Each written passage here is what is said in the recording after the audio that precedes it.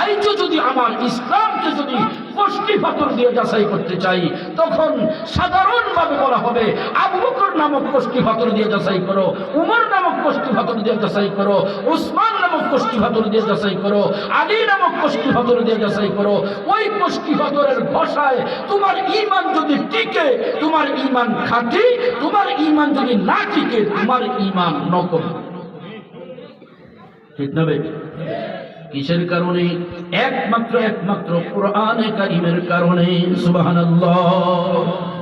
শুধু তাই নয়, আমি তো অনেক সময় বলি হযরত ওমর ফারুক রাদিয়াল্লাহু তাআলা আনহু, ও মুসলমান, ইসলাম গ্রহণ করবার আগের দিনও তো আল্লাহর হাবিবকে হত্যা করার জন্য তরবারি নিয়ে রওনা করছিল।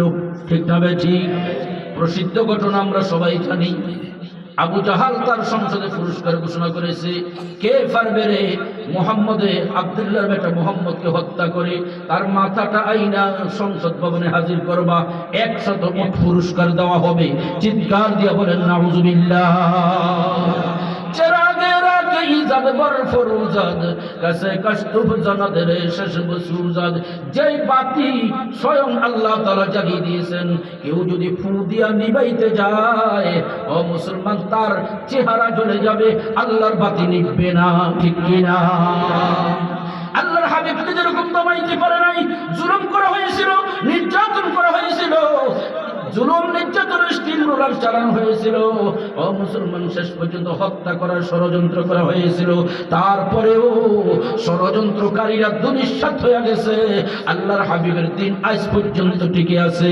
ওই আল্লাহর হাবিবের নায়েবে নবী যারা উলামায়ে কেরাম, তাদের উপরে কত জুলুম নির্যাতন আসবে, কত জরিমানা আসবে, ও মুসলমান, কত রকমের অপমানিত আসবে, কত রকমের ষড়যন্ত্র তাদের বিরুদ্ধে হবে।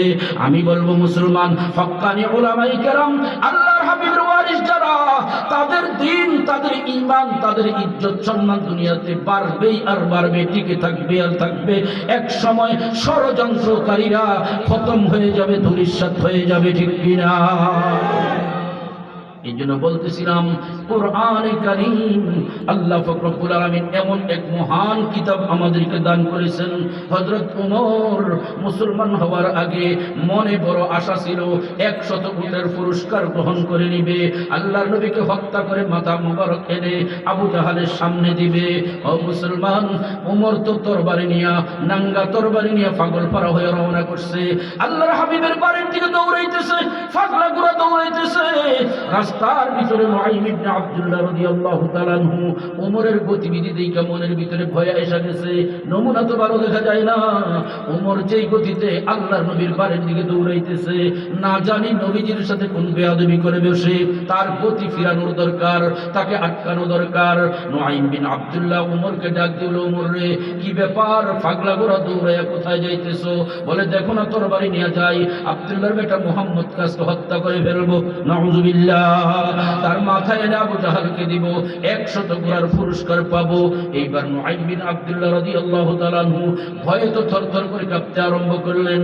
আল্লাহ নবীর সামনে বুঝি এই বেয়াদবি করার জন্য ওমর রওনা করেছে, যেই কোনো ভাবে তার গতিটা ফিরানোর দরকার। এইবার নুআইম বিন আব্দুল্লাহ ওমরকে ডাক দিল, ওমর রে, এতদিন মনে করেছিলাম তুমি আরবের মধ্যে সবচেয়ে বড় বুদ্ধিমান, আজকে দেখি তোমার মতো বোকা এই আরব দেশে আর কেউ নাই, তুমি বড় বোকা। ওমর বলতেছে, কি হয়েছে? বলে, তুমি শোনো নাই, তোমার বোন ফাতেমা আর তোমার বকরিফতি আবু সাঈদ, তারা দুইজনেই তো কালিমা পড়ে মুসলমান হয়ে গেছে। তোমার ঘরের খবর রাখো না, তুমি রওনা করেছো মুহাম্মদ আরবিকে হত্যা করার জন্য, ওদিকে তোমার বোন, তোমার বকরিফতি মুহাম্মদ আরবির কালিমা পাঠ করে মুসলমান হয়ে গেছে। বলে, তাই নাকি? বলে, হ্যাঁ। বলে, ঠিক আছে, আগে বোন আর বকরিফতির কাজ খতম করব, তারপরে মুহাম্মদ বিন আব্দুল্লাহর বেটা মুহাম্মদকে হত্যা করতে যাব। এই কথা বলে ওমর গতি ফিরাইয়া বোনের বাড়ির দিকে দৌড়াইয়া যায়, দেখে যেই কথা সেই কাজ, ঘরের দরওয়াজা বন্ধ। ঘরের দরওয়াজা বন্ধ, ওমর দৌড় দিয়ে ঘরের দরওয়াজার সামনে দাঁড়াইছে, আর কানের ভিতরে আওয়াজ বাইসা আসছে, বোনের ঘরের ভিতরে মুহাম্মদ আরবির কোরআনের তেলাওয়াত চলতেছে। কোরআনের তেলাওয়াত হইতেছে, ওমর তো তেলে বেগুনে জ্বলে উঠছে। এটা কি করে হয়? তরবারি ফিট দ্বারা দরজার মধ্যে করাঘাত করছে। বোন বুঝে ফেলেছে আমার ভাই ওমর ছাড়া আর কেউ না।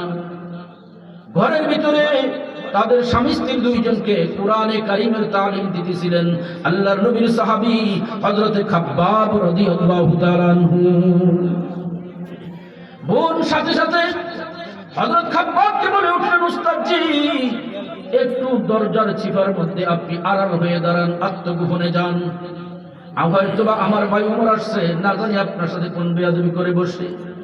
হযরতে খাব্বাব দরজার চিপার মধ্যে আত্মগোপনে, আর বোন এসে দরজা খুলে দিছে। ঠিকই যে কথা সেই কাজ, ওমর উপস্থিত। হযরত ওমর ঘরের ভিতরে ঢুকছে, জিজ্ঞাসা করতেছে, বোন তোমরা কি করতেছিলে তাড়াতাড়ি বলো। চোখগুলি যেন লাল জবা ফুলের মতো হয়ে আছে। বোন বলতেছে, আর গোপন রাখা লাভ নাই। সুবহানাল্লাহ।